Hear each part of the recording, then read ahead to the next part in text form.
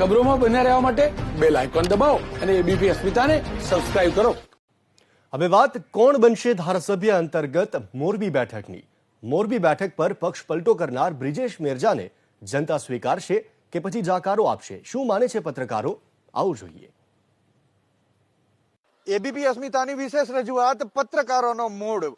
મોરબી બેઠકની પેટા ચૂંટણી યોજાવાની છે ત્યારે ઘણા સમયથી આ તમામ પત્રકારો મોરબીની અંદર પત્રકારત્વ કરે છે. તેમની પાસેથી જાણવાનો પ્રયાસ કરીશું કે અત્યારના સંજોગોની અંદર તેમના મતે કોનું પલડું ભારે છે, કોણ જીતે તેવું લાગે છે અને એની પાછળના કારણ શું છે. સૌથી પહેલા આપને પૂછીશ કે અત્યારના મતે મોરબી પેટા ચૂંટણી કોણ જીતે એવું લાગે છે, શા માટે?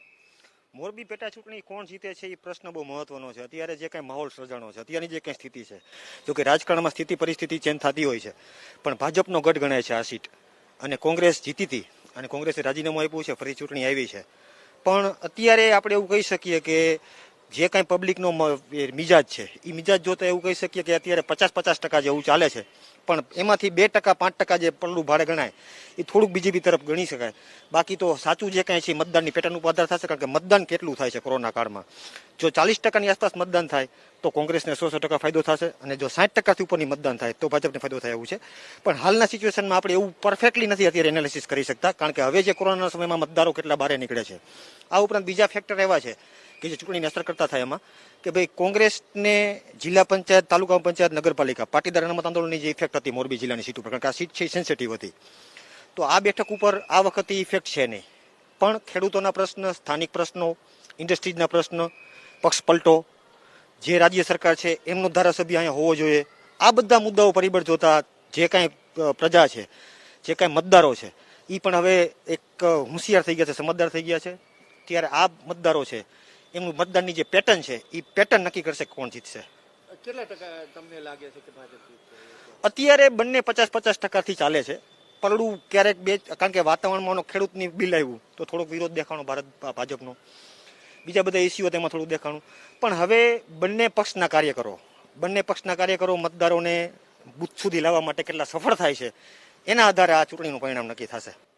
આપના મતે શું લાગે છે અત્યારે હાલની પરિસ્થિતિ પ્રમાણે કોણ જીતે? હાલની પરિસ્થિતિ પ્રમાણે કોણ જીતે એ કેવું અત્યારે આપણે થોડું વહેલું ગણાશે, એટલા માટે કે હજુ એક પાર્ટીના ઉમેદવાર લગભગ બીજેપીના એ ફાઇનલ છે કે ભાઈ બ્રિજેશભાઈ મેરજા, પણ કોંગ્રેસના ઉમેદવાર હજી ડિક્લેર થયા નથી, જે આવતીકાલે થવાના છે. બીજા નંબરમાં કોણ જીતશે એના માટે અત્યારે એક તો સૌથી મોટું ઇફેક્ટ છે કોરોનાની છે.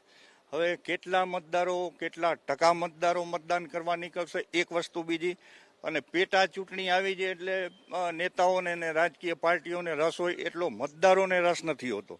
હવે મતદારોને જે લોકો બૂથ સુધી પહોંચાડશે એને એટલો થોડો વધુ ફાયદો થશે. બીજી વાત કે પેટા ચૂંટણી અને સામાન્ય ચૂંટણીમાં એટલો ફેર હોય છે, લગભગ 2-3 સીટને બાદ કરતા. જે છેલ્લે અલ્પેશ ઠાકોર કે ઝાલા કે એ લોકો હાર્યા હતા એના કારણ અલગ હતા. પણ પેટા ચૂંટણીની અંદર હંમેશા સત્તાધારી પક્ષ તરફ લોકો મતદાન વધુ કરે છે, એટલા માટે કે મત આપવા ટાણે એ લોકો વિચારતા હોય છે કે આપણે વિપક્ષને મત દેવાથી આપણને કોઈ ફાયદો થવાનો નથી. એ ઉમેદવાર કદાચ વિજયી બને તો એને વિપક્ષમાં જ બેહવાનું છે. એટલે તમે માનો છો કે ભાજપનું પલડું ભારે છે? અત્યારે કહી શકાય વર્તમાન સંજોગોની અંદર, રાજકારણની અંદર ક્યારે કયો પ્રવાહ કઈ બાજુ પલટાય એ કેવું મુશ્કેલ છે. એટલે કોણ જીતશે કે કોણ હારશે એ તો મતદારો જ અંતે નક્કી કરવાના છે, અને એ આવતો સમય બતાવશે. અત્યારે ફાઇટ કોઈ માટે સહેલી નથી. અઘરી કોમ્પિટિશન છે એવું કેવું છે. તમે શું માનો છો એક યુવા પત્રકાર તરીકે? અત્યારે જે લોકોને મળો, મતદારોને મળો, તમને શું લાગે છે અત્યારની હાલની પરિસ્થિતિ પ્રમાણે કોનું પલ્લું ભારે? આમ તો મોરબી બેઠક પહેલેથી જ ભાજપનો ગઢ છે, અને યુવા મતદારોનો પણ હાલનો ઝોક જે છે એ ભાજપ તરફી વધુ છે. છતાં હાલ અમુક જે મુદ્દાઓ છે, માની લો કે અત્યારે જે સરકારનો જે ચૂંટણીની સાથે સાથે નવરાત્રીના જે અમુક મુદ્દાઓ લીધા, તો એને લઈને થોડો ઘણો જે યુવા મતદારોમાં થોડી ઘણી નારાજગી જોવા મળી શકે. આ સિવાય કોરોના ટાઈમમાં જે અમુક જે બાબતો સરકારની કામગીરી, ઘણી બાબતોમાં સારી કામગીરી છે, ઘણી બાબતોમાં ઊણી ઉતરી છે. તો આ કોરોનાના ટાઈમના કારણે પણ મતદારોમાં હજુ થોડો ઘણો ભાજપને મત આપવો કે કેમ એમાં પણ થોડો ઘણો સંશય જોવા મળે છે. એ સિવાય મોરબી બેઠકમાં એક મહત્વનો મુદ્દો એ છે કે માળિયા તાલુકો એક મોરબીનો છેવાડાનો વિસ્તાર છે, અને આ તાલુકો વર્ષોથી કોંગ્રેસ તરફી રહ્યો છે. અને એના કારણે જો મતદાન સમયે માળિયા તાલુકામાં કેવું મતદાન થાય છે, મોરબીમાં કેટલું મતદાન થાય છે, આ બે મુદ્દો વધુ અસર કરશે. કારણ કે જો માળિયા તાલુકામાં વધુ મતદાન થશે તો એ કોંગ્રેસ તરફી ઝોક રહેશે, મોરબી તાલુકામાં જો વધુ મતદાન થશે તો એ ભાજપ તરફી ઝોક રહેશે. એટલે કોરોનાના ટાઈમમાં કેટલું મતદાન થાય છે એ સૌથી અગત્યનો મુદ્દો છે. અચ્છા, હવે આપને પૂછવા માંગીશ કે આપના મતે શું લાગે અત્યારની પરિસ્થિતિ પ્રમાણે? મોરબી બેઠક હંમેશાથી ભાજપ તરફી રહી છે. જોકે પાટીદાર આંદોલનને પગલે કોંગ્રેસ ગયા વખતે જીતવામાં સફળ રહી હતી. જેમ ભાઈએ કીધું તેમ કોરોના જે ખેડૂત વિરોધી બી જે બધા મુદ્દા અસર કરવાના છે ભાજપમાં, તે શહેરી તો નથી જીતવાનું. આમ છતાં કાલે કોંગ્રેસના ઉમેદવાર નક્કી થાય ત્યારબાદ આપણે સ્પષ્ટ કહી શકીએ કે હવે કોના તરફી વધારે ઝુકાવ આવ્યો કે અથવા કોણ જીતી શકશે, કોનું પલડું ભારે થયું. અચ્છા, આપ શું માનો છો અત્યારે કોનું પલડું ભારે છે અથવા તો કોની જીત થાય એવું તમને લાગી રહ્યું છે?